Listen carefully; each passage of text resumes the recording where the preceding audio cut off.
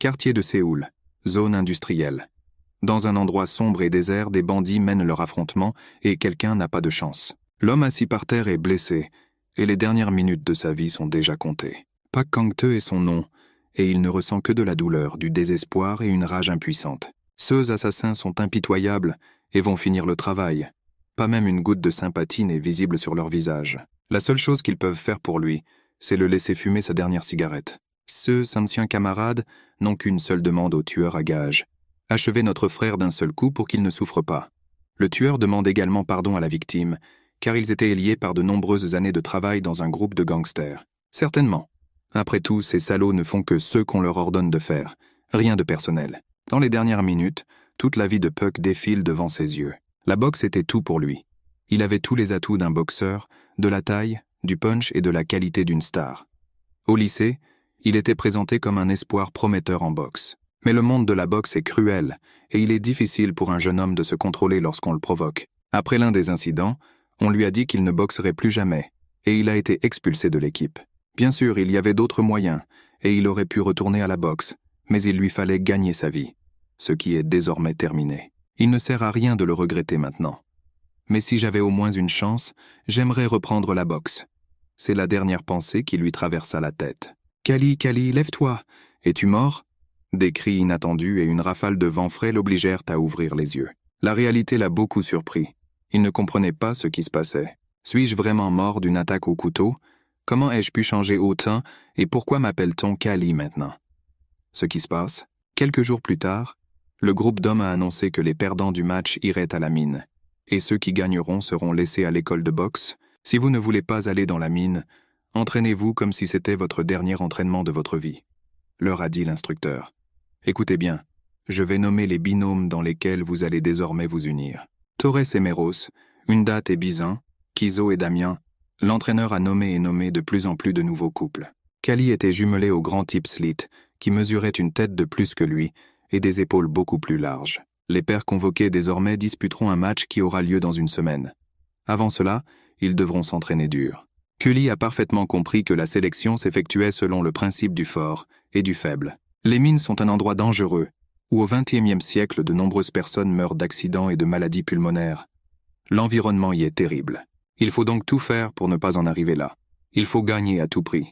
À ce moment-là, l'entraîneur a dit à Kali de le suivre pour une conversation importante. Il a dit que le Kala ne serait pas en mesure de rivaliser, et il a suggéré que le maître transfère le Kala à un autre propriétaire.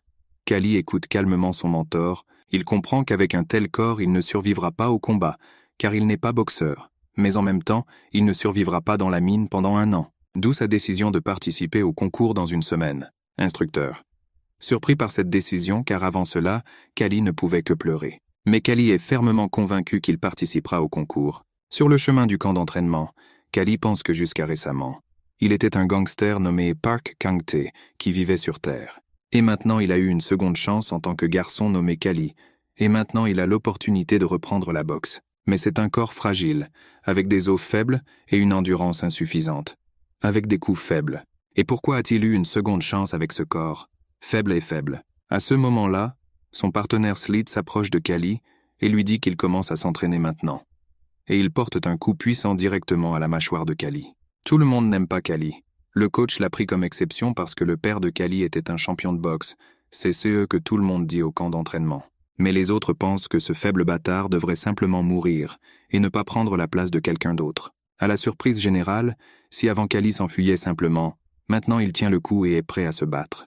Il menace également son énorme adversaire et promet qu'après la compétition il sera emmené à la mine. Un Slit enragé attaque le garçon maigre avec le désir de l'achever d'un seul coup. C'est un énorme point, pense Kali, et avec un tel corps, il est absolument impossible de résister à ce coup. Il semblait que le temps ralentissait et un énorme poing, comme un marteau à vapeur inexorable, se précipita vers Kali, qui ne pouvait pas bouger d'horreur. Mais au dernier moment, l'instinct de l'ancien boxeur s'est réveillé, et son poing s'est envolé à quelques millimètres de la mâchoire du garçon. Cela a surpris de nombreux étudiants, car personne ne s'attendait à cela de la part de Kali. « Oh, espèce de petit rat !» s'exclama Slit en se balançant à nouveau. Cette fois, il a mis toute sa colère dans le coup final. Instantanément, Kali calcula la trajectoire le long de laquelle volait le poing et, d'un mouvement insaisissable, dévia. Portant un coup, L'ennemi s'est ouvert et le poing de Kali s'est écrasé dans le plexus solaire non protégé. Personne ne s'y attendait. Les mâchoires de ceux qui regardaient sont tombées. Mais malheureusement, le prochain coup de Slit toucha la cible et Culey s'étala sur le sol. Les jeunes boxeurs sont partis célébrer leur victoire et ils ont dit que de toute façon personne n'aime ce petit enfant. Kali battu s'est allongé sur le sol et s'est demandé pourquoi il n'avait pas remarqué auparavant que le poids et les muscles ne sont pas la chose la plus importante en boxe et que la coordination et les réflexes sont également très importants. La coordination à humain vous permet de voir chaque grain de sable qui tombe et de suivre son mouvement. Et les réflexes t'aident à esquiver tous les coups. Je ferai tout, pensa le garçon. C'est en mon pouvoir et même plus, mais je n'entrerai pas dans la mine. Je dois gagner. Je dois survivre quel qu'en soit le prix. Il y a 20 ans, il y a eu un soulèvement de gladiateurs blindés si important que même les troupes gouvernementales régulières n'ont pas pu y faire face.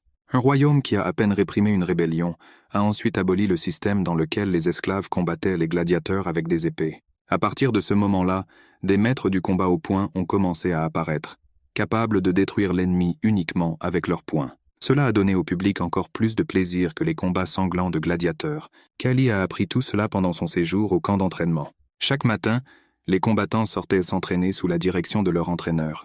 Surmontant la douleur dans son corps faible, il a essayé de suivre le rythme des autres, malgré le fait que l'entraîneur était prêt à lui faire des concessions. Mais Kali savait que dans cet endroit, si tu n'as pas la force, tu ne survivras pas. Et il a fait de son mieux. Le mentor principal a également remarqué le succès de la formation de Kali et n'a pas pu comprendre ce qui se passait jusqu'à ce qu'il entende une conversation entre deux étudiants sur la façon dont Kali a commencé à montrer ses capacités après avoir été sévèrement battu. Après quoi, il gisait comme mort et les garçons eurent peur et s'enfuirent. Le coach a décidé de surveiller Kali. L'entraînement individuel quotidien était très difficile et développait la force et l'endurance des élèves. Kali devait s'entraîner à égalité avec les étudiants les plus forts et essayer de ne pas leur être inférieur en quoi que ce soit. Mais cet entraînement s'est avéré inefficace pour lui, car avec le corps dont il disposait, il était impossible d'infliger de gros dégâts à l'ennemi. Il a décidé que la meilleure chose pour lui serait de viser parfaitement et de frapper l'ennemi à la mâchoire. Il aura alors une chance de victoire. Le mentor a remarqué que Kali ne s'entraînait pas comme tout le monde, et il était en colère que le garçon ignorait les conseils de combattants expérimentés qui boxaient avant même sa naissance. Tous les combats ici se sont déroulés comme les combats de poids lourds avaient lieu lorsque Kali était boxeuse dans une vie antérieure. Mais avec son corps faible, de telles tactiques ne l'aideront pas maintenant. L'entraîneur a dit à Kali que si son père lui avait appris cette technique, il pourrait alors utiliser cette expérience. Et eux, avec d'autres formateurs, observeront comment se déroule sa formation. Le soir, Kali était assis épuisé sous un arbre et sentait que tous ses muscles lui faisaient mal, et il avait tellement faim qu'il était prêt à manger un éléphant. Heureusement, il a remarqué qu'il était assis sous un pommier, et qu'il pouvait désormais satisfaire sa faim. Inaperçue par Kali, une fille s'est approchée de l'arbre qui était remarquablement différente de ces ragamuffins que Kali a vues dans le camp. Elle était habillée comme une noble dame. Elle a dit au garçon de descendre de l'arbre et d'apporter des pommes, parce qu'elle aussi avait faim. « Tu n'es qu'un esclave dans un camp d'entraînement, » dit-elle. « N'oubliez pas que ce jardin appartient à une famille noble, et vous serez puni si vous êtes attrapé ici. »« Est-ce que tu sais qui je suis ?» demanda la jeune fille. « Je suis Azalée Egest. Mon père, le baron Gadolf Egest, est votre maître. Maintenant, dis ton nom d'esclave. » Kali s'est présentée à la fille, et elle a dit qu'elle oublierait cet incident dans le jardin et n'exigerait pas qu'il soit puni parce qu'il lui avait donné une pomme. Eh bien, s'il se fait reprendre, il ne pourra pas éviter la punition. Alors il ferait mieux de sortir d'ici rapidement. Kali a profité de l'occasion et s'est enfui, et la fille a pensé qu'il était trop faible pour la boxe. Kali continue de s'entraîner selon son système et connaît déjà un certain succès. Cela commence à inquiéter son adversaire Slit, car il se souvient de la façon dont Kali l'a combattu. Profitant du fait que les dresseurs ont quitté le site, il veut s'occuper de Kali et montrer à tout le monde qui est le plus fort ici. « Je vais le frapper au visage du premier coup », pensa Slit, puis je l'étalerai au sol. Anticipant des représailles rapides, Slit s'est approché trop près de Kali et a soudainement reçu un violent coup à la mâchoire. Kali a été très surpris et a dit qu'il s'entraînait juste et qu'il n'avait même pas remarqué comment le voyou s'était approché de lui, donc le coup était complètement accidentel. Slit n'avait d'autre choix que de faire demi-tour et de partir. Kali connaissait très bien des canailles comme Slit. Quand, dans une vie antérieure, il était un gangster, il se jetait toujours sur les faibles pour montrer leur force et il devait les repousser durement. Cependant, d'autres boxeurs remarquant cet incident se sont rendus compte que, Ce n'était pas un hasard si Sleet avait reçu un tel coup. Et bien que Sleet ait prétendu que rien ne s'était passé, les autres étudiants ont remarqué que Callie avait beaucoup changé et était devenue beaucoup plus forte et déterminée. Ils ont vu cette détermination dans les yeux de Callie, qui ne pleurait plus mais entrait dans la bataille. Même Torres, l'un des combattants les plus forts, a prêté attention au succès de Callie. Mais tout cela n'a fait que faire rire Sleet, qui était sûr qu'après le combat avec lui, Callie finirait dans la mine. Dans le manoir, le baron a discuté des préparatifs du match avec les entraîneurs et était satisfait de la façon dont tout se déroulait. L'entraîneur a décrit Torres comme un combattant agressif et expérimenté avec un bon équilibre entre force et agilité, qui peut prétendre au titre de champion.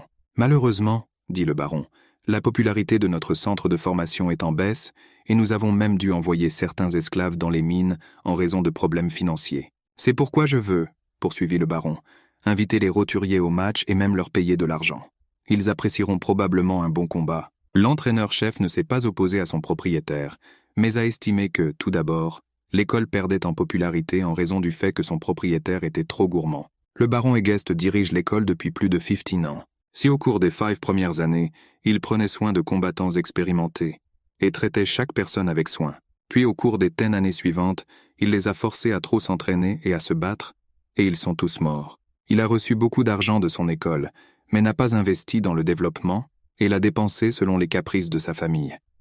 Mais l'entraîneur est resté silencieux à ce sujet. Azalea a soudainement exprimé le désir de regarder ce match aussi, même si elle considérait auparavant ses combats comme barbares. L'entraîneur et son père ont essayé de l'en dissuader, car ce serait un spectacle trop cruel pour une si jeune femme. Mais Azalea a tenu bon parce qu'au fond de son cœur, elle voulait vraiment voir comment ce garçon Callie, qu'elle avait rencontré dans le jardin, se battrait. Le jour du combat, tout était prêt. Le ring, les tribunes étaient remplies de monde. Tout le monde attendait un match intéressant. Il est temps pour Callie d'entrer dans l'arène et de montrer ce qu'il peut faire. La foule a acclamé le premier vainqueur, Torres, qui a rapidement éliminé son adversaire. Et maintenant l'heure est venue de la bataille entre Sleet et Callie. Il semblerait que tout le monde aurait pu prédire l'issue de cette bataille. Azalea ne comprenait pas comment un garçon aussi fragile pouvait combattre un énorme combattant musclé. L'anxiété s'est glissée dans son cœur. L'entraîneur était du même avis, qui pensait que pour gagner, il fallait une excellente forme physique, car elle seule donne la force nécessaire pour frapper. Les combattants sont entrés sur le ring, et Sleet a immédiatement conseillé à Callie d'abandonner rapidement.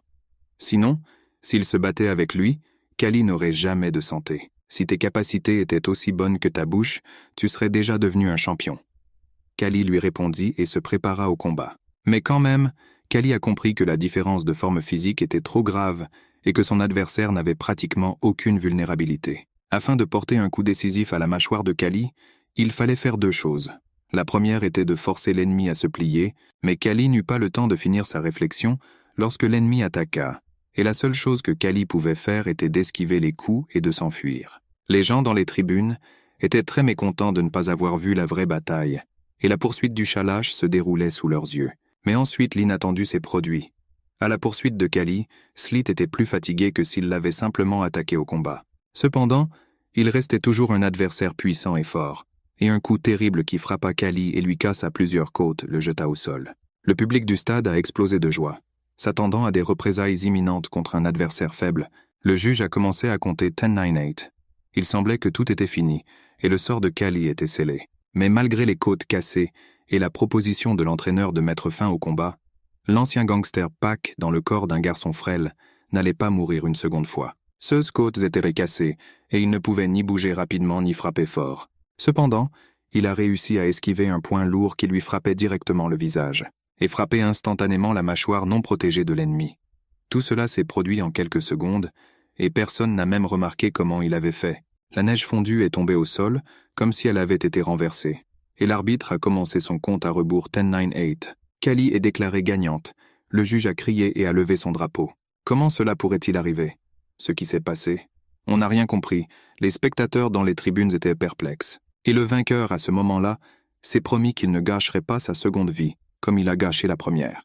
Une semaine plus tard, les marchands d'esclaves arrivèrent et la moitié des élèves de l'école furent envoyés dans les mines. Maintenant, il ne restait plus que 10 personnes sur le terrain d'entraînement, et le centre d'entraînement était calme. Callie a été amené au manoir d'Egest enchaîné, tout comme la manière de diriger les esclaves. Pour la première fois, il est venu dans cette maison et a tout regardé avec intérêt. Callie a été amené à la demande d'Azalea. qui l'attendait dans sa chambre avec une tasse de thé. Lorsque la fille fut seule avec Callie, elle lui offrit des fruits puis commença à parler de ceux qu'elle attendait de lui. Elle a commencé la conversation de loin, et Callie ne pouvait pas comprendre où elle menait. Elle a dit qu'elle était impressionnée par le combat et comment elle l'avait gagné d'un seul coup. Tout le monde autour, y compris elle et son père, pensait que c'était un accident ou une coïncidence, mais Callie savait que ce n'était pas le cas. Il a expliqué qu'il réfléchissait avec sa tête avant de donner un coup de poing et qu'il savait que s'il frappait son adversaire avec précision au menton, sa tête retomberait, et il perdrait alors temporairement le contrôle de son corps. Il a délibérément visé et attaqué, et Azalea a vraiment aimé ça. Elle lui a conseillé de continuer à gagner, car lorsqu'il deviendra champion, il pourra être un homme libre. C'était la fin de leur rencontre, mais les pensées de liberté ne donnaient plus de repos au jeune homme. Mais non seulement Callie rêvait de liberté, mais aussi Torres, l'un des combattants les plus forts de l'école, fort et adroit, qui s'entraînait toute la journée. Il a rappelé comment un entraîneur l'avait trouvé adolescent, avait prêté attention à ses excellentes qualités de combattant et lui avait promis le titre de champion et la liberté s'il gagnait les combats. Mais maintenant, il s'inquiétait de plus en plus pour Callie, qui avait beaucoup changé et était capable de vaincre un adversaire aussi terrible que Slit. Les étudiants restants n'ont jamais aimé Callie, et ils ont décidé de lui donner une leçon et de le battre violemment. Kid Joe, surnommé Mantis, le souhaitait particulièrement. Torres ne savait pas s'il devait accepter cette proposition.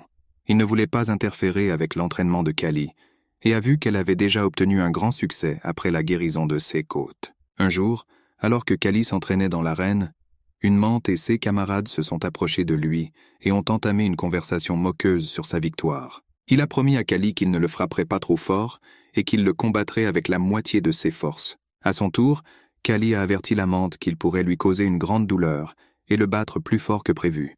Les Mantis attaquèrent Callie, espérant une victoire facile. Mais ce ne fut pas le cas.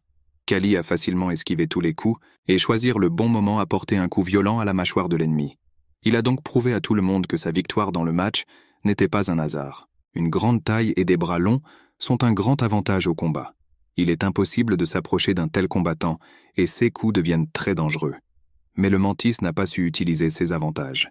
Ainsi, la petite Callie a pu plonger sous ses bras et lui donner un coup violent à la mâchoire. Il n'a laissé aucun répit à la mante et a frappé à droite et à gauche. Après la chute de la mante, le reste des élèves se précipita vers Callie pour lui donner une bonne leçon. La mante se releva et considéra que le coup avait été porté par hasard et qu'elle allait se venger. Callie se concentra sur la mante et manqua un violent coup dans le dos. Les adversaires devaient le gagner pour renforcer leur estime de soi. Mais Torres est intervenu et a empêché le combat de se transformer en coup. Il ne pouvait pas voir un combat déloyal quand trois en attaquaient un, et a exigé que Mantis se batte avec Callie en tête-à-tête. Alors ce sera un combat équitable, et Torres agira en tant que juge, et s'assurera que le combat est équitable. Malgré le fait que Callie pouvait à peine se tenir debout, il se leva et était prêt à continuer le combat.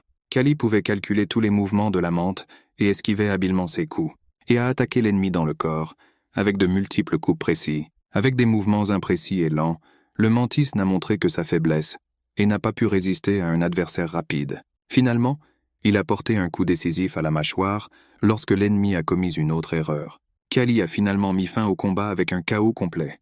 La mante vaincue gisait sur le sol. Torrance a noté que Callie ressemble maintenant à un boxeur très expérimenté et que ce talent lui a probablement été transmis par son père. Mais il ne voulait toujours rien avoir à faire avec Callie.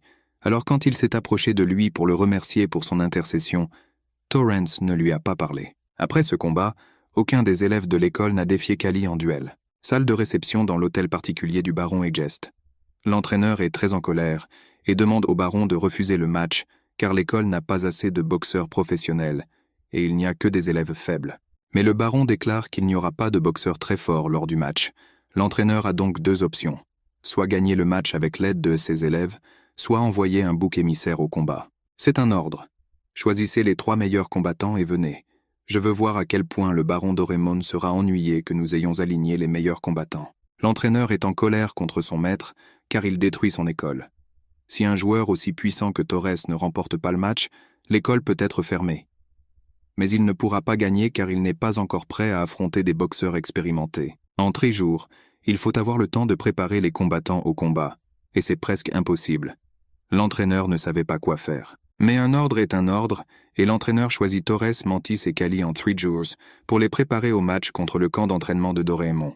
Torres n'est pas sûr que son équipe puisse gagner et il en parle directement à l'entraîneur. L'entraîneur est sûr que l'équipe composée de cette composition ne pourra jamais gagner, mais il n'a d'autre choix que de commencer l'entraînement. Il n'a pas d'autres combattants. L'entraîneur met Torres en combat avec tous les professeurs de l'école et lui ordonne de s'entraîner tous les 3 jours avec un dévouement total.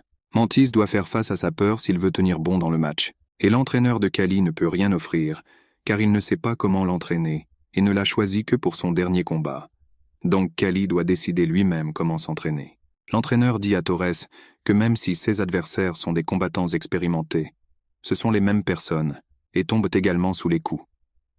Vous devez vous sentir vainqueur, même lorsque vos jambes cèdent à cause de la fatigue. La tâche principale d'un combattant est de convaincre l'ennemi qu'il combat un monstre immortel. Partant faire une pause, Torres remarque Kali qui s'entraîne seul sur le terrain. Kali explique que dans 3 jours, vous ne développerez toujours pas de muscles. Il est donc préférable d'entraîner vos réflexes. Alors il a demandé à son partenaire de lui jeter des pierres, esquiver les pierres. Kali entraîne ses muscles, ses jambes et ses réflexes, et il s'agit d'une toute nouvelle méthode d'entraînement que personne ne connaissait encore. Dans la soirée, des combattants de l'école de Doremon sont arrivés. Des combattants adultes en bonne santé et entraînés. Ils ont immédiatement commencé à montrer leur force et à tabasser les élèves. Cela n'a pas abouti à des blessures graves, cela s'est limité à des contusions et des contusions. Mais les élèves de l'école d'Egest ont eu très peur. Et ils ont arrêté de croire qu'ils pouvaient gagner. L'entraîneur a dû rétablir l'ordre d'une main forte, car de telles humeurs de panique pouvaient affecter le moral. L'entraîneur a compris que si son équipe perdait, l'école serait fermée, et ce serait un désastre pour lui et ses joueurs. Kali a regardé tout cela, et a pensé que la bataille à venir serait intéressante pour les citadins. Mais le baron Egest est surtout intéressé par la victoire, car la défaite nuira à son honneur. Il s'agit d'une bataille entre 2 écoles de formation, dont chacune était célèbre pour ses grandes victoires et ses grands champions. Désormais, l'une d'elles devra disparaître si elle perd cette bataille. Après 3 jours, un ring a été installé dans l'arène. Les juges étaient assis, des tribunes ont été construites, remplies d'une foule immense. Tout le monde était intéressé par le match à venir, et tout le monde attendait des combats passionnants. L'entraîneur a donné les dernières instructions à ses combattants, et leur a conseillé de lever 2 doigts, s'ils sentent qu'ils perdent. Il vaut mieux être vaincu que devenir handicapé. Mantis fut le premier à participer à la bataille. Il avait très peur et n'était pas sûr de pouvoir gagner. Kali lui a crié de ne pas s'approcher de son adversaire. « Tu es un idiot » s'exclama la menthe. « En boxe, il faut être proches les uns des autres pour frapper. » Ce conseil l'a encore plus irrité. L'école du baron Doremon a présenté un 14 fois champion, un combattant fort et mature doté d'énormes muscles. La menthe a décidé que sa dernière heure était venue et qu'il ne pourrait jamais vaincre un adversaire aussi redoutable. « Votre combattant est trop jeune. » Son concurrent Doremon s'adresse au baron Egest. Ce foutu entraîneur pensait qu'Egest ne pouvait pas aligner un combattant plus puissant, et a dit à haute voix que le combat n'avait pas encore commencé. Puis le gong a retenti, et l'ennemi a immédiatement attaqué la menthe effrayée. L'attaque a été rapide et puissante. La menthe avait du mal à esquiver la grêle de coups qui pleuvait sur lui, et il lui sembla qu'un boulet de canon passait devant lui. Les tribunes étaient mécontentes du fait qu'elles n'avaient pas vu la vraie bataille, et ont exigé que la menthe religieuse ne se détourne pas, mais rejoigne la bataille. Mantis a été distrait par les cris des tribunes, et a raté un coup puissant au corps. Ce coup lui a fait perdre tout l'air de ses poumons, et il est tombé presque inconscient. L'ennemi a déjà célébré la victoire. L'arbitre a commencé le compte à rebours. 10, 9, 8, et la menthe n'a pas pu se lever et se battre. Sa conscience est devenue brumeuse. S'il a perdu le combat, et n'a pas porté le moindre coup sur son adversaire, et a quitté l'école d'entraînement ignominieusement, cela a amené Kicho à se lever, à la grande surprise de son adversaire. Et puis Mantis s'est souvenu de la façon dont l'entraîneur lui avait expliqué pourquoi il avait perdu lorsqu'il s'était battu avec Kali. L'entraîneur lui a dit que bien que Mantis ait des avantages tels qu'une grande taille et des bras longs, il ne sait pas comment l'utiliser. Et Kali a parfaitement compris ses faiblesses et a donc gagné. Soyez toujours calme, n'ayez pas peur. Ne laissez pas votre adversaire s'approcher. Interceptez l'adversaire attaquant et frappez avec vos bras longs. Alors vous réussirez. La menthe religieuse l'a fait et a porté un coup puissant directement à la mâchoire du combattant. Une forte joie et un sentiment de victoire s'emparèrent de la menthe. Il se sentait jubilatoire et ravi d'avoir pu se dépasser et profiter de ses avantages. Les tribunes étaient ravies ou applaudissaient au coup merveilleux inattendu et à la capacité du combattant à se battre. Tout le monde a noté que le style de combat de Kicho est très similaire à la position d'une menthe religieuse lorsqu'elle entre dans un combat. L'adversaire de Keach pensait qu'il serait très difficile de frapper et de s'approcher de la menthe. Se balançant, il était sur le point de porter le coup décisif final, car il n'avait plus la force de se battre depuis longtemps. Mais Quichot parvint à esquiver. Voyant que l'ennemi s'était ouvert lors de l'attaque, Mantis put en profiter et frapper à nouveau. L'arbitre a déclaré la menthe vainqueur, car le deuxième combattant était profondément assommé et ne pouvait pas se relever. La joie du baron Egest était orageuse et réelle. Il ne s'attendait pas à ce que ses combattants fassent preuve d'une telle habileté. Les prochaines batailles doivent aussi être gagnées. Si vous perdez, alors tout le monde ira aux mines et y mourra. Le baron a trahi l'entraîneur et les combattants. Torres a été le deuxième à entrer dans la bataille, et son adversaire Molga était plusieurs niveaux plus haut et plus fort. La bataille commença, et Torres attaqua rapidement l'ennemi. Molga a vaincu des combattants forts et forts 18 fois, et n'a donné aucune pitié à personne. Mais Torrance n'a pas prêté attention au fait que l'ennemi était plus expérimenté, plus fort et plus sanguinaire que lui, mais l'a simplement combattu de toutes ses forces. Grâce à son attaque féroce, il a réussi à vaincre la défense de son adversaire et à lui porter un coup puissant. Les spectateurs dans les tribunes hurlèrent de joie.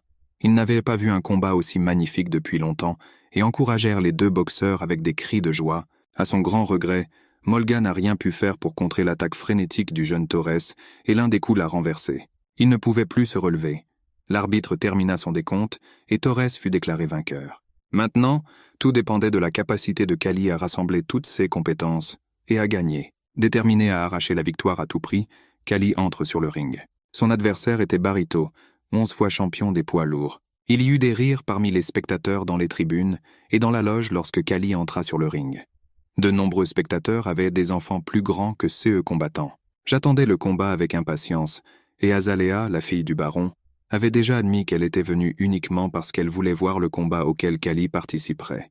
Le baron d'Orémont était sûr qu'un combattant de son école gagnerait ce combat, et son humeur s'est grandement améliorée. Barito était très rapide et dangereux, comme Kali s'en rendit immédiatement compte. Il pouvait facilement bloquer tous ses coups, et s'il frappait Kali, il l'assommerait immédiatement.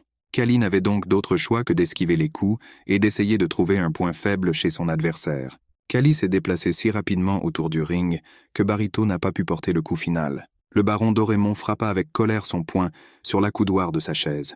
Il était sûr que son combattant gagnerait instantanément.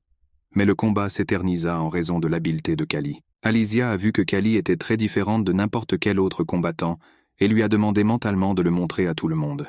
Pendant le combat, Kali a analysé les mouvements de l'ennemi et a vu qu'il frappait toujours avec sa main droite et n'utilisait pas du tout sa main gauche. Il savait qu'il devait analyser le système de coups porté par l'ennemi et observer ses mouvements.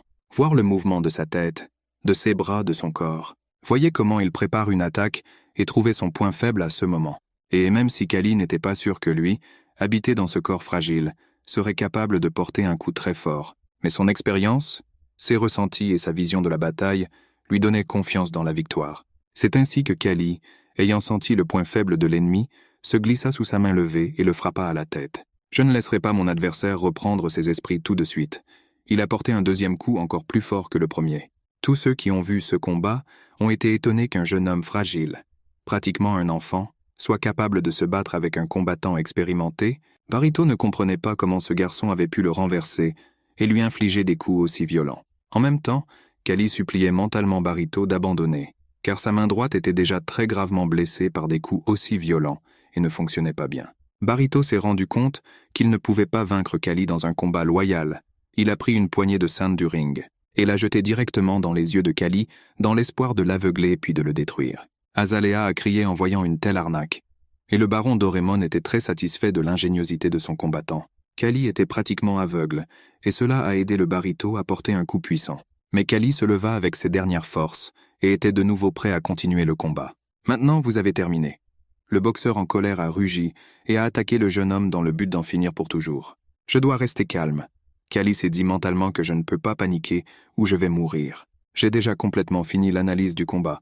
Il commence toujours par la main droite. Et Kali interrompit l'attaque du Baritine qui se précipitait sur lui d'un coup puissant, qu'il délivra en se baissant sous sa main droite. Le Barito ne pouvait plus se relever et tomba inconscient sur le terrain du ring. Kali est devenue la gagnante devant les cris de joie de la foule, qui ne s'attendait pas à un tel résultat, et au fait que le match serait si intéressant. Azalea était émerveillée et ne regrettait pas du tout d'être venue voir ce match, et son intérêt a augmenté. L'entraîneur ne pouvait pas croire que leur école était la gagnante.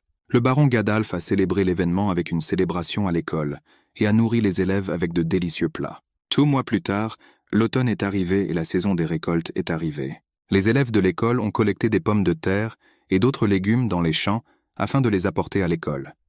Beaucoup de gens n'aimèrent pas cela, mais Culey a suggéré que déplacer des boîtes de pommes de terre devrait être considéré comme un entraînement de force. Le corps de Callie a subi de nombreux changements.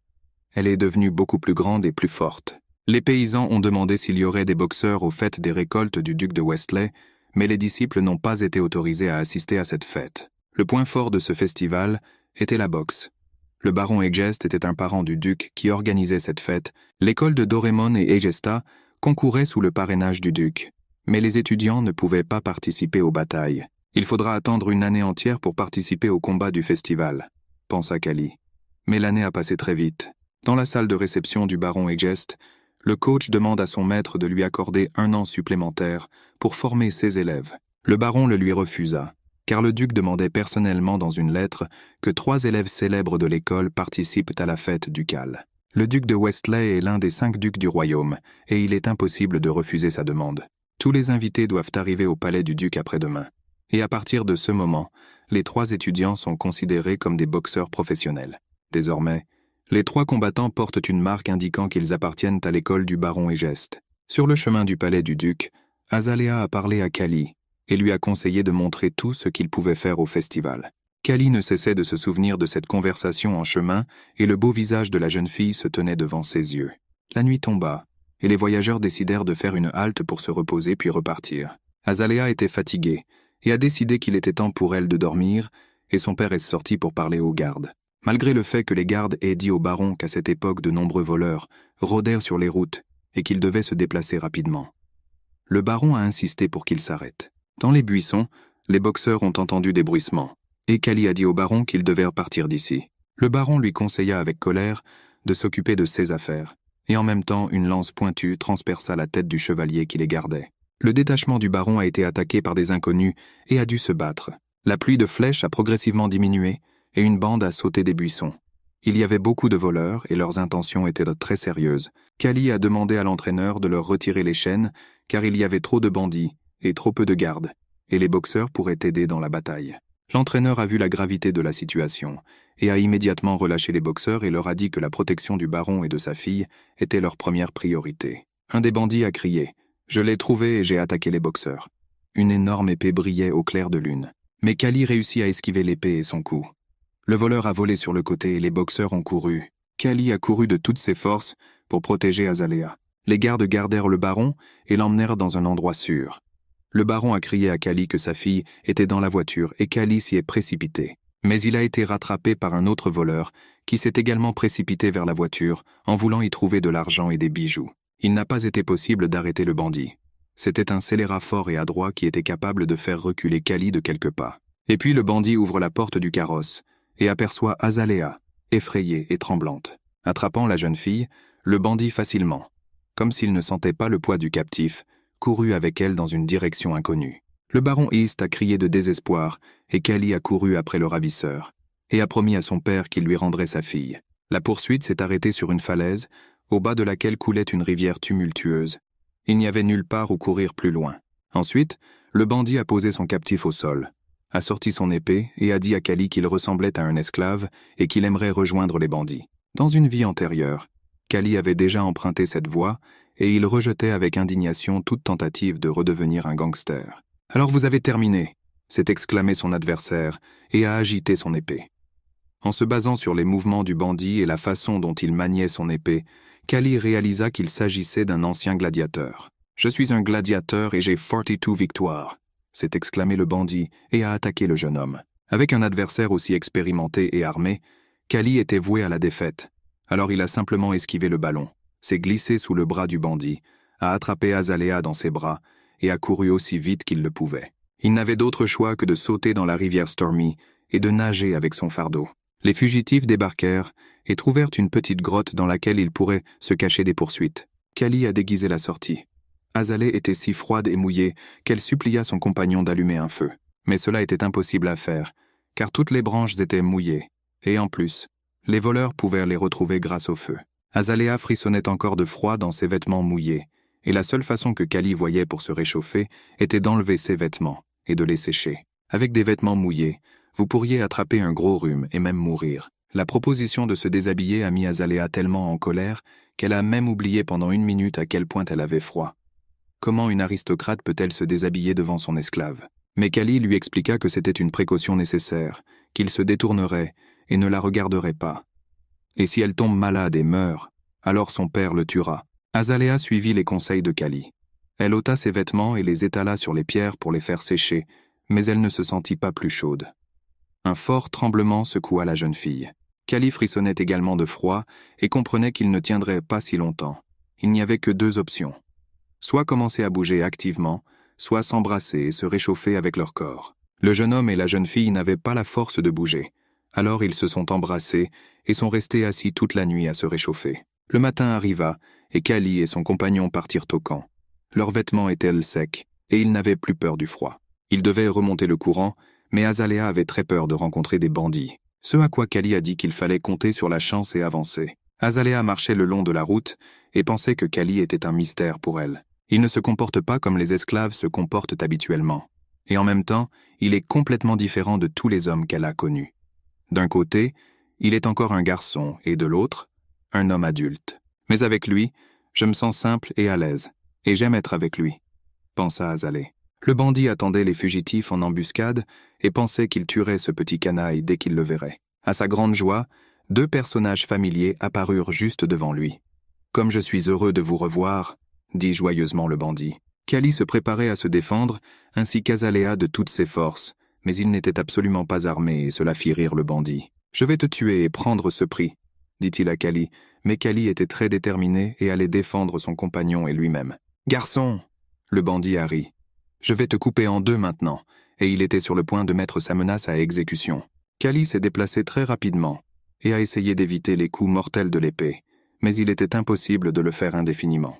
L'épée du bandit avait un pouvoir meurtrier élevé et une longue portée et était maniée par un gladiateur très expérimenté et cruel. Mais Kali avait l'habitude de combattre un adversaire rapide et doté de bras très longs.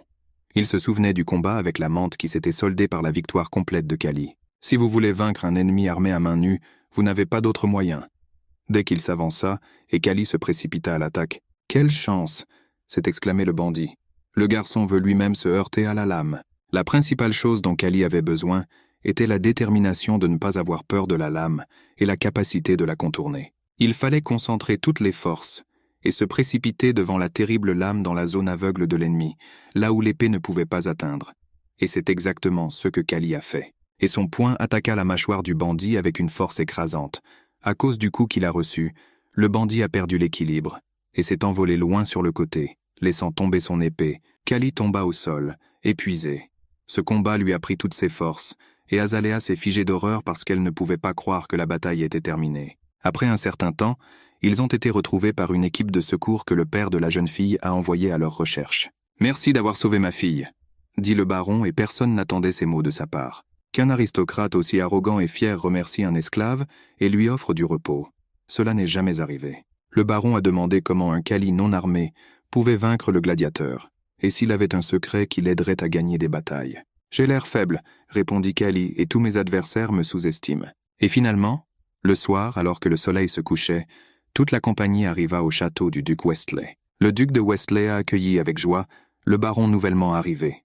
Et sa fille, il constata que leur voyage durait trop longtemps, et que le baron et sa famille attendaient déjà leurs chers invités. « Chère Azalea », a poursuivi le duc, « tu as tellement grandi et tu es devenue comme ta mère, et c'était une vraie dame. » Parmi les serviteurs d'Azalea se trouvait Kali.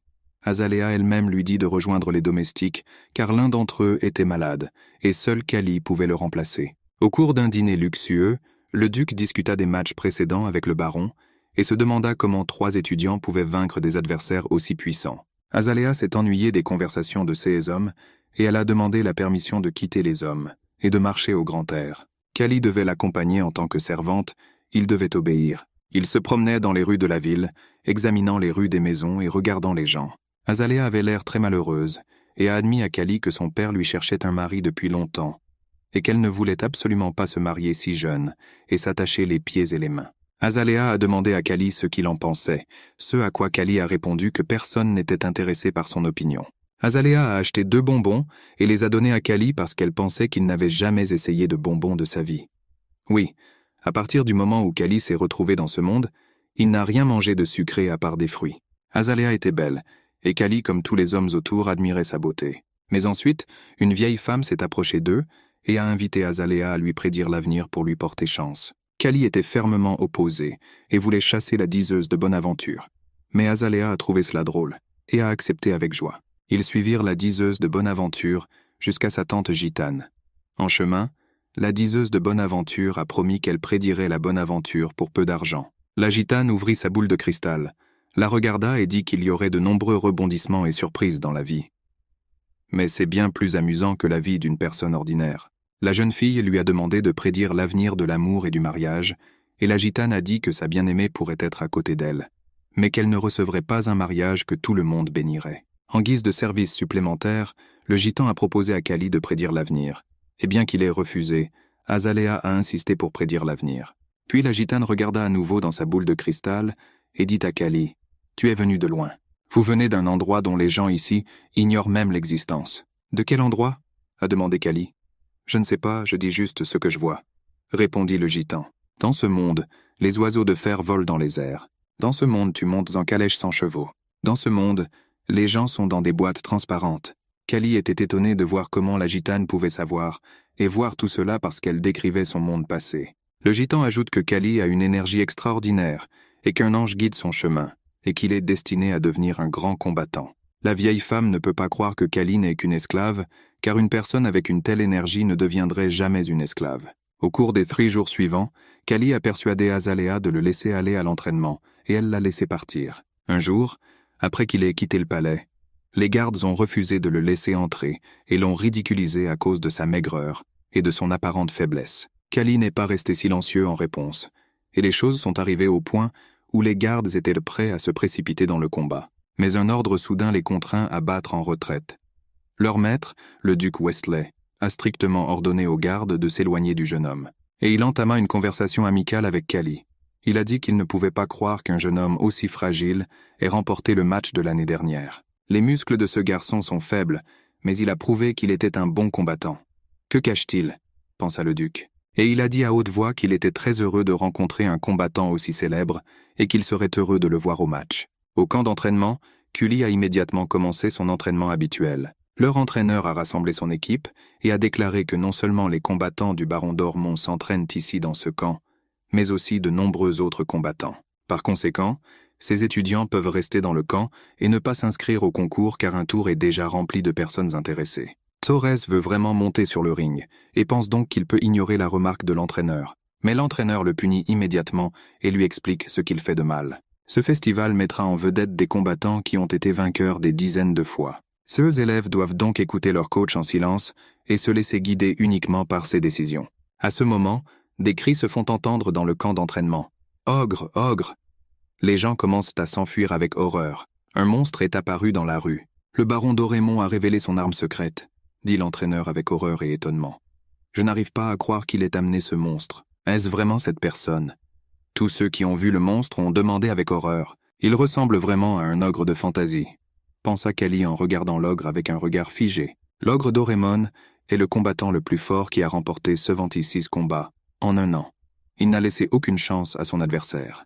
Les boxeurs discutent activement de l'ogre, et Mantis dit qu'ils veulent des rumeurs selon lesquelles il peut briser les côtes d'une personne avec un cri. Mantis déclare qu'il ne combattra jamais l'ogre et refusera le combat.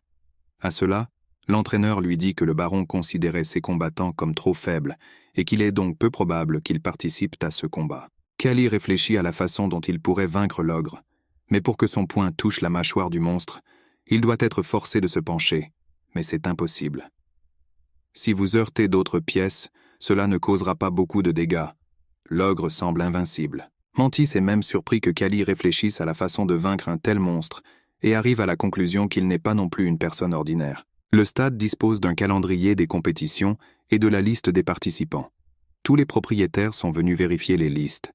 Le baron comprend que ces combattants auront des combats difficiles avec les représentants de l'école d'Ormont. Le baron d'Ormont rit. Il est sûr que personne ne pourra jamais s'opposer à son ogre et tente de provoquer le baron Egest à aligner ses combattants. Le baron Egest comprend que personne n'a la chance de combattre un tel monstre et ne cédera pas aux provocations. Selon les rumeurs, le baron Doraemon affronterait les 3 combattants ogres qui ont perdu lors du dernier match contre l'école du baron Egest. C'est bien sûr une condamnation à mort pour les 3. Selon le calendrier, Torres combattra le premier jour, Kali et Kisho le deuxième jour. L'ogre combattra également le premier jour, mais avec d'autres combattants. Le premier jour du match, le stade principal de la ville, toutes les tribunes sont remplies de spectateurs. Sur le ring, il y a un ogre et un combattant très effrayé. Le combattant comprend que l'ogre est 10 fois plus fort que lui et qu'il est impossible de gagner ce combat. On ne peut qu'espérer qu'il survivra miraculeusement. Le monstre pousse l'homme dans un coin et le domine comme un énorme rocher de granit. Ses yeux brûlent d'un feu rouge et toute son apparence suggère qu'il est impitoyable. Le terrible coup de poing est comme un coup de marteau. Il est impossible d'y échapper. Ce combattant est rapide comme l'éclair. Les spectateurs dans les tribunes explosent de cris. « Tuez-le! Finis-le » Le peuple attend la fin sanglante de la bataille. « J'abandonne, j'abandonne » crie le combattant. « Tu es un gagnant, je l'avoue. » Mais plus personne ne s'intéresse à ces cris. Le public veut quelque chose de différent. L'ogre répond et ils savent tous les deux parfaitement ce que veulent les spectateurs dans les tribunes. Au milieu des cris endiablés du stade, le combattant ogre s'apprête à porter le coup décisif. C'est fini. Le coup est porté et le sang jaillit dans tous les sens. Le hurlement jubilatoire des tribunes a noyé le dernier cri de la victime. Dans cette vie et dans ma vie passée, j'ai vu de nombreux décès. Mais aucun n'était aussi terrible que celui-ci, le pense Kali. Mais heureusement, il remarque que l'ogre n'a aucune compétence professionnelle, mais seulement une force brute et une rage animale.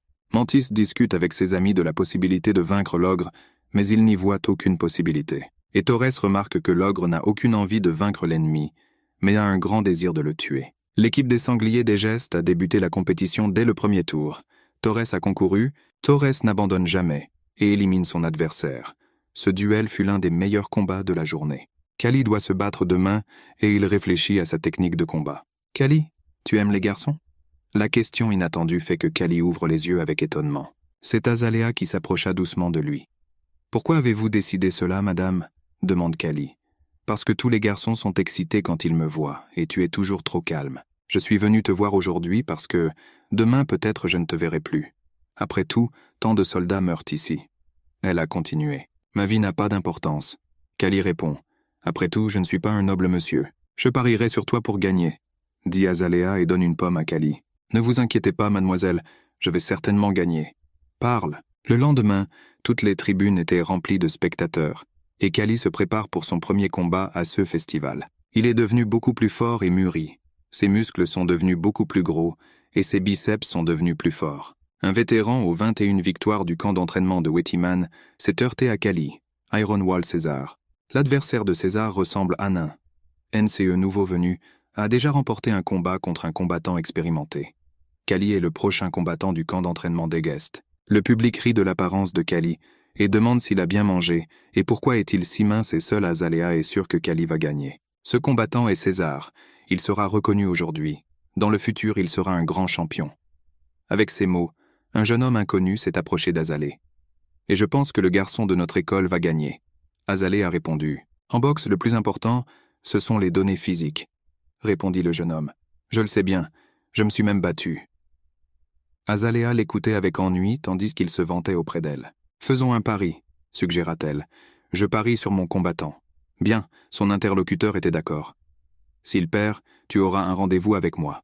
Et s'il gagne, tu m'achèteras le collier de rubis que j'ai vu dans le magasin, » répondit Alizé.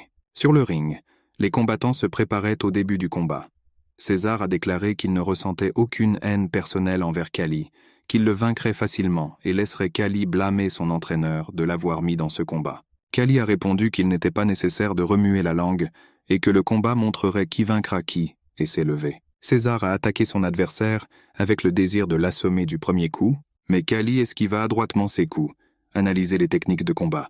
Il a des muscles de fer et une peau très épaisse, et si vous le frappez à la mâchoire, il ne se sentira peut-être même pas. César a tenté de s'engager dans un combat rapproché.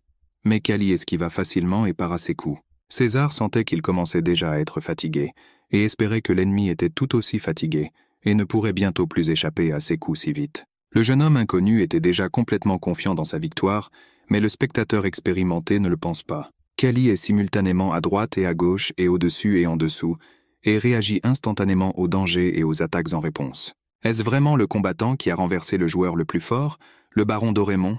On dit qu'il l'a vaincu les yeux fermés.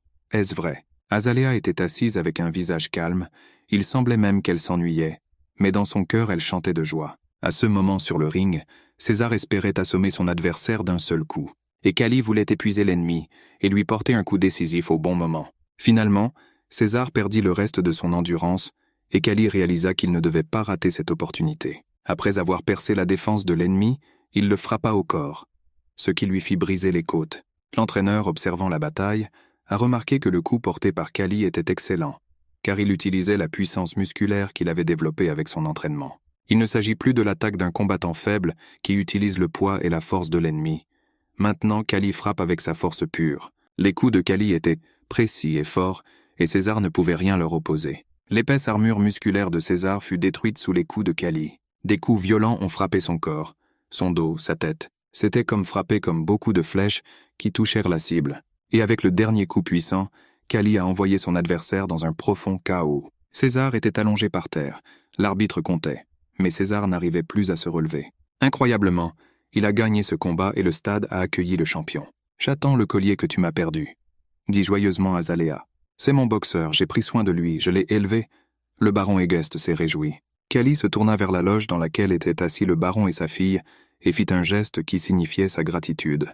Le baron décida de lui consacrer cela en tant que maître, mais Azalea savait à qui était destinée cette gratitude. Les gens du peuple et toute la noblesse ont été très impressionnés par le combat qu'ils ont tous vu et ont interrogé l'entraîneur sur le nouveau boxeur talentueux. Malgré cela, l'entraîneur a dit à Kali que ce n'était que le début de son voyage et qu'il avait encore beaucoup de travail à faire.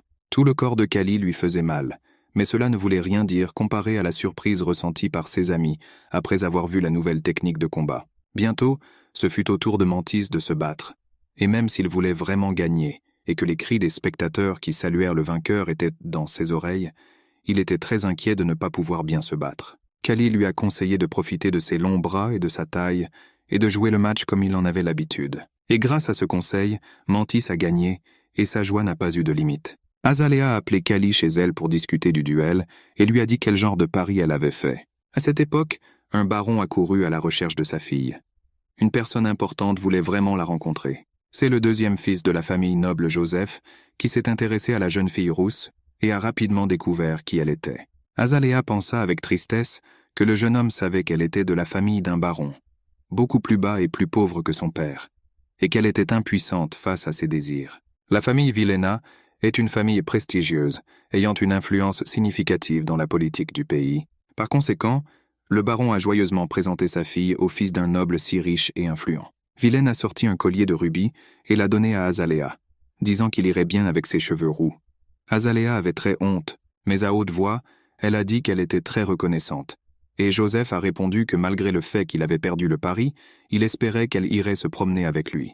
Dans son cœur, elle voulait s'enfuir, mais son père lui dit qu'elle serait heureuse d'aller se promener, juste pour changer de vêtements.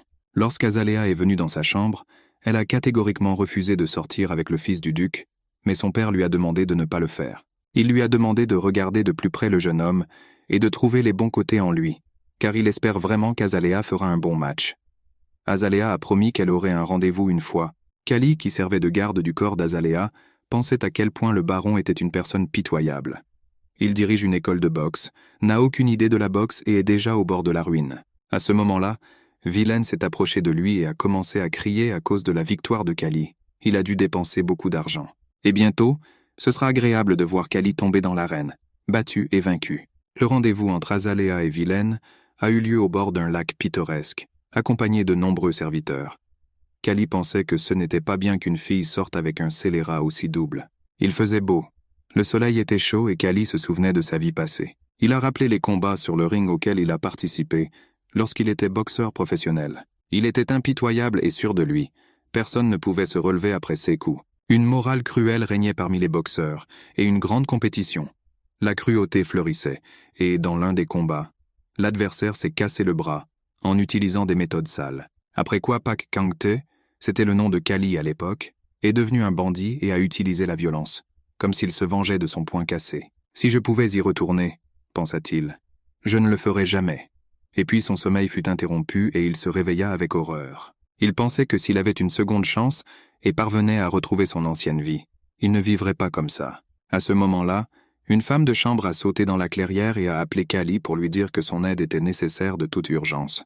Vilaine a perdu le contrôle de lui-même en buvant du vin et a maintenant exigé une récompense d'Azalea pour avoir dépensé de l'argent pour son collier de rubis. Il était impossible d'imaginer qu'un noble gentleman insulterait ainsi une dame, et Azalea résista de toutes ses forces. En réponse, Vilaine a frappé Azalea et elle est tombée au sol. Il a complètement perdu la tête. Callie se précipita à la défense de la jeune fille, n'en croyant pas ses yeux. Aucun noble n'avait jamais levé la main contre une femme en public, mais le chemin de Callie a été bloqué par les serviteurs de Vilaine, qui ont déclaré qu'ils ne permettraient pas à la progéniture de l'esclave de voir leur maître. Si vous essayez de m'arrêter, je ne garantis pas que vos bras et vos jambes seront intacts. Êtes-vous prêt pour cela? Callie a dit. L'un des domestiques a déclaré qu'il ne se battait pas pire qu'un stupide boxeur et a immédiatement reçu un coup à l'œil. Il s'est lâchement enfui, criant à son camarade qu'il venait chercher de l'aide et qu'il devrait arrêter Callie. Les domestiques ne voulaient pas du tout sacrifier leur santé et leurs bras et jambes entiers. Et à ce moment-là, Vilaine a attaqué la fille sans défense et a exigé de lui payer le collier. Un coup sec que Callie lui a donné avec son pied a jeté le canaille loin sur le côté. « Scélérat, comment oses-tu me toucher ?» Le noble a crié avec surprise et indignation. « Sos, as-tu une idée de ce que tu fais maintenant ?» Callie lui a demandé avec colère. « Bien sûr, je peux. Je demande une compensation pour le collier rubis. Ça m'a coûté trop cher. Si tu ne sors pas d'ici maintenant, tu vas avoir de gros problèmes, sale esclave. » Mais Callie n'entendit plus les menaces et s'en prit au scélérat. Il a plongé la tête dans l'eau à plusieurs reprises, et à chaque fois il le sortait de l'eau, il demandait « Eh bien, tu es sobre maintenant ? Pensez-vous vraiment que vous pouvez vivre comme vous le souhaitez, et que tout le monde devrait obéir à vos souhaits ?» Et encore une fois, Callie a plongé Vilaine dans l'eau. « Pardonnez-moi, j'avais tort. » Vilaine marmonna et Callie dit « J'espère que ce fut une bonne leçon pour vous, jeune maître. Pouvez-vous imaginer ce que vous avez fait ?» Azalea a crié. « Tu dois t'enfuir d'ici de toute urgence, tu seras puni. » À ce moment, des gardes apparurent, amenés par la servante Vilena. « Tuez ce scélérat maintenant !» criait le fils battu. La rumeur selon laquelle le deuxième fils du duc aurait été battu par un esclave se répandit rapidement parmi les nobles venus à la fête des moissons.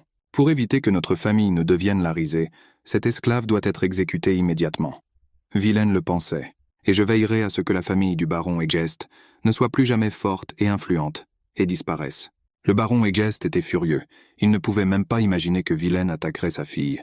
L'entraîneur lui a dit que Callie était détenue en prison, et le baron lui a dit que Callie devait être considérée comme morte. Je lui suis très reconnaissant d'avoir protégé ma fille, mais si nous le défendons, toute notre famille disparaîtra. À ce moment-là, Azalea entra dans la pièce et entendit avec horreur les paroles de son père. « Tu dois sauver Callie, dit-elle au baron. Il m'a sauvé 2 fois et peu importe qu'il soit esclave, il est plus noble que n'importe lequel de ses amis. » Baron ne pouvait même pas imaginer comment cela pourrait être fait, et l'entraîneur a également compris que leurs mains étaient toutes liées. Dans la prison où Callie a été envoyé, tout le monde savait déjà qu'il avait battu un noble et le considérait comme un héros. Callie pensait qu'il avait encore raté sa chance de devenir boxeur, mais s'il n'avait pas sauvé la fille, il le regretterait pour le reste de sa vie. Et puis le jour est venu où Callie a comparu au tribunal. « Esclave de la famille Egest Callie, admettez-vous que vous avez attaqué un noble ?» a demandé au juge. « Voici les victimes de l'attaque, et ceci est la preuve de votre crime. »« Oui, je l'admets, » répondit Callie et les gens dans la salle explosèrent en cris d'exécution. Le juge a annoncé le verdict, selon lequel l'esclave Callie a été condamné à mort pour son crime. Mais à ce moment-là, le duc de Wesley entra dans la salle d'audience et demanda à pouvoir dire quelques mots avant le verdict final. Cet esclave a commis un crime grave, mais maintenant nous avons une fête des récoltes. Une époque où même les pauvres sont bien traités. Je ne nie pas son crime, mais je crois qu'il devrait mourir en combattant. Nous avons actuellement un combattant ogre de l'école d'Orémont, et le combat entre un boxeur débutant et un géant sera une peine de mort, mais honorable pour Callie. Par conséquent, je continue de demander au duc de programmer un duel entre l'ogre et Callie le plus rapidement possible. Bien sûr, si le comte Joseph est d'accord. Le comte Joseph n'était pas contre, et le juge a décidé que le dernier jour du festival, il y aurait un match entre le Callie et l'ogre. « Tu as fini maintenant, sale gamin !» Junior Joseph a crié joyeusement et a quitté la salle d'audience. « Si le dieu qui m'a amené ici existe, pensa Callie, il doit être intéressé à me voir essayer d'atteindre le sommet. Et je lui donnerai un bon spectacle. Je survivrai jusqu'à la toute fin et j'atteindrai le sommet. » Le garde a emmené Callie dans la salle d'attente et a dit qu'il avait entendu dire que Kali s'était battu pour l'honneur de la dame et qu'il respectait vraiment un tel acte. L'entraîneur et ses camarades sont venus vers lui. Mantis a déclaré qu'il se souvient de la façon dont Kali l'a aidé et pourquoi il devrait être exécuté pour un acte si noble qu'il a commis. Torres a admis qu'au début il méprisait Kali parce qu'elle se plaignait tout le temps, mais maintenant il le respecte et lui demande de rester en vie. Les pouvoirs de l'ogre dépassent notre imagination. L'entraîneur a dit que son seul inconvénient est qu'il n'a absolument aucune technique. « Nous vous souhaitons bonne chance », diraient les amis et partir. Kali s'est retrouvé seul avec des pensées sombres. « Maintenant j'ai des gens qui pleureront ma mort plus tard. C'est déjà bien. » Puis la porte de la salle d'attente s'ouvrit et Azalea apparut sur le seuil, venue rendre visite à Kali. Kali a dit qu'elle devait prendre soin d'elle plus que de lui, car quelques jours plus tard, elle a été kidnappée par des bandits.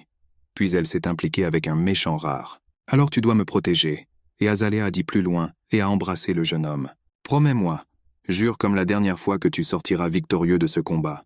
Vous m'empêchez de mourir, madame. » Kali a dit « Je devrais te protéger jusqu'à ce que tu grandisses. C'est l'heure du combat, ogre. » Dormon a dit à son combattant « Dans ce combat, vous n'avez aucune restriction. Ce garçon peut être vaincu de manière plus brutale. » La bataille finale marque la fin de la fête des récoltes. L'ogre bourreau de l'école d'Oremont entre dans l'arène. Un criminel condamné à mort, Kali est conduite sur le ring par des gardes. « Déchirez-le en morceaux », crient les spectateurs depuis les tribunes. Que ces criminels apprennent à respecter les lois. Comme il est énorme, pensa Kali en regardant son adversaire. Mais en même temps, il est très stupide. Avec une telle force physique, il n'a certainement pas besoin d'équipement. D'un seul mouvement de la main, il peut tuer son adversaire. Le premier coup de Kali n'eut pas plus d'effet sur l'ogre qu'une piqûre de moustique. Aucune technique ne pouvait faire face à l'énorme force physique animale que possédait le combattant. Même le coup le plus puissant de Kali était un grain de sable pour ses énormes muscles. Il a de la force physique mais aucune intelligence. Il a un physique incroyable, mais il ne sait pas que les gens utilisent leur esprit pour surmonter leurs faiblesses. Et de nouvelles techniques modernes qui les aident à vaincre un ennemi plus fort, ce sont les gens qui profitent des combats d'adversaires plus forts qu'eux. Kali le savait très bien et se préparait au combat. Il s'est approché de l'ogre et le public a décidé qu'il était devenu fou et a décidé de mettre fin à ses jours de cette façon. « Voulez-vous vraiment arrêter le match ?» Doremont a ri. « Mourez avec honneur, combattez. » L'ogre porta un coup puissant, mais sans bouger. Kali bascula sur le côté, et la main du combattant passa sans même toucher le jeune homme. Kali se balança d'un côté à l'autre, esquiva les coups et réalisa qu'il devait aller encore plus vite. Il était trop lent. Mais malgré le fait qu'il était légèrement en retard, il a continué à se battre avec le monstre brutal. Le duc a regardé la bataille et a déclaré que seule une personne douée pouvait avoir un tel courage que Kali. Et les techniques qu'il utilise peuvent révolutionner la boxe. Il ne lance pas de coups violents, mais accumule des dégâts mineurs qu'il inflige à son adversaire. Et maintenant l'ogre a perdu son calme et sa confiance, et en colère, commence à faire des erreurs. Kali réussit à se glisser sous le poing mortel du combattant, un instant, et il porta un coup puissant au corps de l'ogre. Les spectateurs dans les tribunes se sont figés. Ils ne s'attendaient pas à une telle tournure des événements. C'est un tout nouveau niveau de boxe, pense le duc avec surprise. C'est une véritable révolution. Je suis très heureux d'être présent à la naissance d'un nouveau style de lutte. L'ogre enragé se balance pour porter un coup ultra rapide d'en haut et fracasser la tête de son adversaire.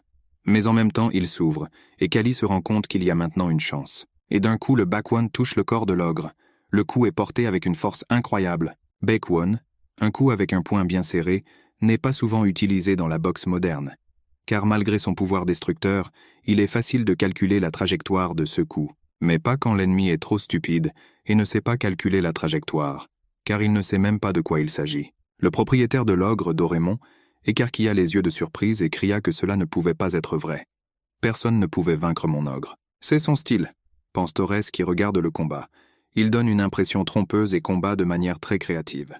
La stratégie de Kali dans ce cas n'était pas de frapper la tête et le cou de l'adversaire, car avec un ogre, cela ne servait à rien, mais d'épuiser l'adversaire et d'accumuler ses dégâts. Plus le corps est gros, plus les muscles se fatiguent vite. Le manque d'oxygène dans le sang est un symptôme courant dans ce cas. Cependant, c'était un jugement erroné de Kali. Le monstre fou a continué à bouger et à attaquer. Même si Kali voulait fatiguer l'ennemi, il était lui-même fatigué, et l'ogre restait dangereux. Du coup terrible, Kali s'est envolé au loin, et ce coup a semblé faire sortir tout l'air de ses poumons. S'il ne s'était pas éloigné avant l'impact, ses os auraient été brisés. Mais l'ogre lui-même avait déjà accumulé la fatigue, et il fut surpris de se rendre compte qu'au lieu d'une Kali, il en voyait 3, et ne savait pas laquelle frapper. Cela surprit grandement le monstre. Il n'avait jamais rencontré un tel effet. Parce qu'avant, il terminait toujours le combat très vite, et il n'avait jamais autant bougé. Kali observa attentivement les réactions de son ennemi et réalisa qu'il n'était pas moins fatigué que lui, ce qui signifiait que rien d'humain ne lui était étranger. Le temps de l'ogre est écoulé. Kali réalisa que c'était maintenant sa dernière chance.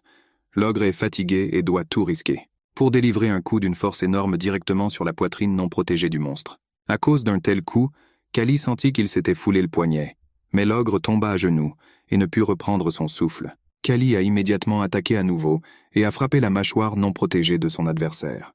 L'ogre chancela et se plia tandis que Kali poursuivait sa danse mortelle. Sautant haut, il abattit son poing sur le cou non protégé de l'ogre. De l'écume sortit de la bouche de l'ennemi. Ses yeux révulsèrent. Sa conscience devint brumeuse, et le corps énorme tomba au sol avec un tel poids que les tremblements dus aux secousses de la terre atteignirent les tribunes. Dans le silence, on entendait une mouche passer. Une pensée est venue à tous ceux qui étaient assis dans le stade. Comment se fait-il qu'un ogre reste inconscient? Si l'ogre était un vrai boxeur, Kali pensait à ce moment-là que je n'aurais aucune chance de gagner. Mais soudain, une chose incroyable s'est produite. Ses yeux se sont ouverts, et il s'est lentement mais sûrement relevé du sol. Sorti de nulle part, l'ogre arrivé de force s'en est pris au jeune homme épuisé, qui n'avait plus aucune chance de survivre. Avec un puissant coup de pied dans la poitrine, le monstre a projeté Kali comme des joueurs de football en voyant un ballon de football loin dans le ciel. Comment peut-il se déplacer si rapidement après de telles blessures? Fut surpris Kali en ratant un autre coup. Il s'est à nouveau envolé, et s'est rendu compte qu'il sentait le ballon lorsque des athlètes professionnels jouaient au football avec. Lorsque Kali revint sur terre, l'ogre marcha sur son pied et se prépara à mettre fin à cette longue et difficile bataille. D'une énorme main, il attrapa le jeune homme par la gorge et le souleva à la hauteur de sa propre taille, et Kali réalisa que ses minutes étaient comptées. Bien sûr, ce n'est plus de la boxe, c'est juste un meurtre. Kali tente de ses dernières forces d'échapper aux griffes de fer de l'ogre. Et puis une idée géniale lui vient à l'esprit. Il attrape l'ogre par les cheveux et lui donne un coup de tête en plein nez. L'ogre, aveuglé par la douleur, lui saisit la tête et lâche sa victime. Kali s'envole au sol. Il a arraché l'oreille de l'ogre. Le public crie. Quelle méthode de combat barbare! Et Kali note que le sang de l'organisation est du même rouge que celui de tout le monde. Quand vais-je te tuer? Le monstre grogne et attaque Kali dans une rage aveugle, mais Kali lui jette une poignée de sable dans les yeux. J'avoue que tu es forte, pense Kali. Mais même si mes os craquent et mon estomac se serre, je ne ressens pas de douleur et je suis prêt à te frapper encore et encore, parce que je suis déjà fatigué de toi. Un puissant coup de genou fait mouche. Il ne s'agit plus d'une bataille entre l'homme et la bête, mais d'une bataille entre deux animaux. Le duc dit qu'en regardant ce combat, et soudain, sans le vouloir, il souhaite la victoire au garçon, et tout le stade le relève en criant le nom de Kali. Au milieu des cris venant des tribunes, Kali lance coup sur coup et rien ne peut l'arrêter. L'ogre tente d'arrêter le combat mais il échoue. La colère de Kali a débordé. « Tu as gagné !» Le monstre chuchote avec ses dernières forces, c'est sa première défaite. Au rugissement des tribunes, Kali lève la main haute et la foule honore le vainqueur avec le même enthousiasme avec lequel elle avait précédemment exigé son exécution. Mais Kali reste toujours un criminel, et il est immédiatement placé en garde à vue par les soldats du comte Joseph. Et maintenant, je vais être exécuté, pense Kali, car le crime doit être puni. Mais soudain, une pierre lancée par la main de quelqu'un heurte directement le casque du garde. Qu'est-ce que tu vas faire? Laissez-le. Ayez pitié de lui. Les spectateurs dans les tribunes réagissent avec indignation à l'arrestation de Kali. Cela ne nous dérange pas que les gardes répondent, mais nous avons des supérieurs. Le duc croyait que si Kali était exécuté maintenant, alors que le public exprimait une telle sympathie pour lui, alors la fête des récoltes serait ruinée pour toujours. Les gens ne leur pardonneraient pas cela. Earl Joseph admet à contre-cœur qu'il ne veut pas se disputer avec le duc, car cela pourrait nuire à sa famille. Il dit à son fils de partir et pense qu'il ne pardonnera jamais à Egest une telle humiliation envers sa famille, et jure de le détruire. La méchanceté et la haine s'emparent du jeune Joseph. Il déteste cette canaille Kali, comme aucune autre personne sur terre. Et Kali, malgré les blessures que lui a infligées son adversaire, est devenue une championne. C'est un miracle que tu aies survécu. Si tu te bats avec un tel corps, alors tu as une très forte volonté, dit le médecin de l'hôpital à Kali. Mais un traitement médical sérieux demande beaucoup d'argent, et le baron Egest a tellement peur du comte Joseph qu'il ne veut pas payer un hôpital pour Kali. L'entraîneur veut déjà payer le traitement de Kali avec son propre argent, mais ensuite Azalea vient et donne au médecin une boucle d'oreille en diamant, après quoi le médecin promet de faire tout son possible pour guérir le jeune homme. Kali revient et voit Azalea à côté de son lit, qui lui dit qu'elle est très heureuse qu'il ait survécu. Une semaine plus tard, l'escouade du baron rentre chez elle. Kali est transporté sur une charrette car il n'a pas encore récupéré. L'amante lui dit que maintenant il s'appelle Kali, le tueur d'ogres, et que sa renommée s'est répandue très loin. Les médecins ont dit que les os du bras et des côtes guériraient très bientôt. Les dégâts y sont mineurs, mais il peut y avoir des problèmes avec la jambe, car l'ogre l'a fracassé en marchant dessus. Le chemin vers le palais du duc était difficile, mais le chemin du retour était fluide. Kali et ses compagnons sont arrivés au domaine et se sont reposés. 3 mois se sont écoulés et l'hiver est arrivé. « Cela fait déjà 3 mois que j'attends », cria le baron. Pendant 3 mois entiers, il était très en colère. « Coach, explique-moi pourquoi Kali marche encore avec des béquilles. Quand sa jambe sera-t-elle complètement rétablie ? La jambe est complètement détruite. L'entraîneur pense que cela a coïncidé avec la période de croissance, et il est fort probable que Kali restera à jamais infirme. « Dites-moi » demande le baron à Kali. « Est-ce vrai que ta jambe ne s'en remettra jamais ? Tout est fini. Quel est l'intérêt d'être appelé un tueur d'orques si vous ne pouvez pas l'utiliser ? La rage du baron ne connaissait pas de limite. Et maintenant c'est l'hiver, nous manquons de bois et de farine. Tout est couvert de neige et tout est de ta faute, Kali. Vous avez provoqué la famille Joseph. Tu aurais dû mourir dans la bataille contre l'ogre, et alors tout se serait bien passé pour nous. » L'entraîneur décide qu'il ne devrait pas permettre au baron de s'exiler et de tuer Kali.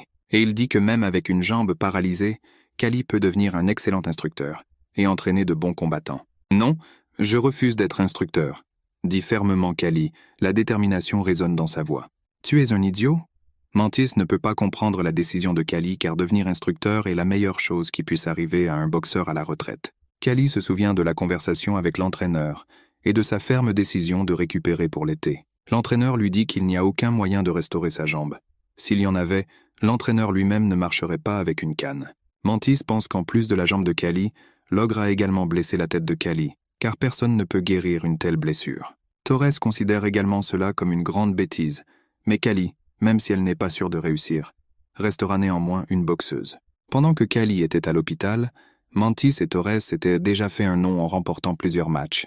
Bien sûr, travailler comme instructeur est stable et rentable, mais cela ne veut rien dire. Je vais prendre soin de moi et me battre jusqu'au bout. Et Kali commença à participer à la préparation du bois de chauffage pour tout le château. Les domestiques le remercièrent pour tous ses efforts. Les serviteurs remarquèrent que Kali avait grandi et était devenu plus fort parce qu'il avait déjà abattu de nombreux arbres. Lorsque Kali retourna dans sa chambre, il était de mauvaise humeur car il comprenait que les médicaments de cette époque étaient très mauvais et qu'il n'y avait aucune technologie qui pouvait l'aider à guérir sa jambe. À sa grande surprise, Azalea était assise dans sa chambre et voulait savoir comment il se sentait. Kali se souvint de ce baiser alors qu'ils pensaient tous les deux que sa mort était inévitable et se sentait embarrassé. Azalea a déclaré qu'elle était venue lui dire au revoir. Leur domaine est maintenant très mauvais. Le commerce s'est arrêté à cause de la pression de la famille Joseph. Les quelques commerçants ne sont qu'occasionnels. Il n'y en a plus de permanents. Les journées se refroidissent et les prix montent. Bientôt, même les choses nécessaires manqueront. Si cela continue, ils ne pourront pas survivre à l'hiver. J'ai entendu dire que tout allait mal au domaine, mais je ne pensais pas que ce soit si grave, répondit Kali. Et qu'est-ce que tu vas faire? Si nous n'obtenons pas les produits nécessaires, nous devrons les fabriquer nous-mêmes. Je dois aller travailler. Est-ce que ton père t'accompagnera? Non, il a complètement perdu la tête et a tellement peur du comte Joseph qu'il ne quitte pas sa chambre. Si seulement j'en avais la force, Kali a dit. Je t'aiderai. J'ai entendu dire qu'il existe des gens si compétents en médecine qu'ils peuvent ressusciter les morts, dit Azalea. Si tu vas ailleurs, tu pourras en apprendre davantage sur ces personnes. Ce n'est pas grave, répondit Kali. Il n'est pas nécessaire d'aider l'esclave. Mais tu m'as sauvé 2 fois. C'est une raison suffisante. Azalea a dit, maintenant, même une fille qui vient d'avoir 20 ans a progressé. Pensa Kali et moi ne devons pas abandonner. Quelques jours plus tard, par une froide journée d'hiver, Kali coupait du bois dans la forêt. Êtes-vous vraiment un boxeur? Lui demandèrent les bûcherons. Oui, me voici en rééducation après une blessure. Nous avons besoin de travailleurs, mais nous n'avons jamais entendu parler de blessures traitées de cette façon. Avec mes jambes, c'est impossible de pratiquer la boxe maintenant, pensa Kali en abattant un arbre avec une hache. L'ouvrier a vu que Kali ne savait pas du tout se servir d'une hache et a ri. Regardez comme vous en avez besoin. La hache dans ses mains fonctionna avec une grande force et l'arbre fut abattu en 2 coups. La force n'est pas l'essentiel, a déclaré le travailleur. L'alimentation n'est utilisée qu'une seule fois. Cela étonna Kali, et il commença à essayer de couper du bois comme le lui montrait le bûcheron. Et même si son dos et ses lombaires lui faisaient très mal, il ne s'est pas arrêté. Soudain, un bûcheron qui se rendait dans une autre région est arrivé en courant et a dit que nous devions partir d'ici de toute urgence. Il est tombé sur les traces d'un ours venu ici à la recherche d'une proie. D'après la taille de la trace, nous pouvons dire que l'ours est jeune et que maintenant les gens sont en danger. Il a vu Kali et a demandé qui c'était. Les bûcherons ont dit que c'était le boxeur qui avait combattu l'ogre. Et le voilà en train de récupérer sa jambe. Le bûcheron était très heureux de voir le champion ici. Tout le monde parlait de son combat. Kali était célèbre. S'il est un tueur d'ogres, alors il peut attraper l'ours et les ouvriers se sont réjouis, et Kali ne voulait qu'une chose: arrêter de l'appeler par ce surnom ridicule.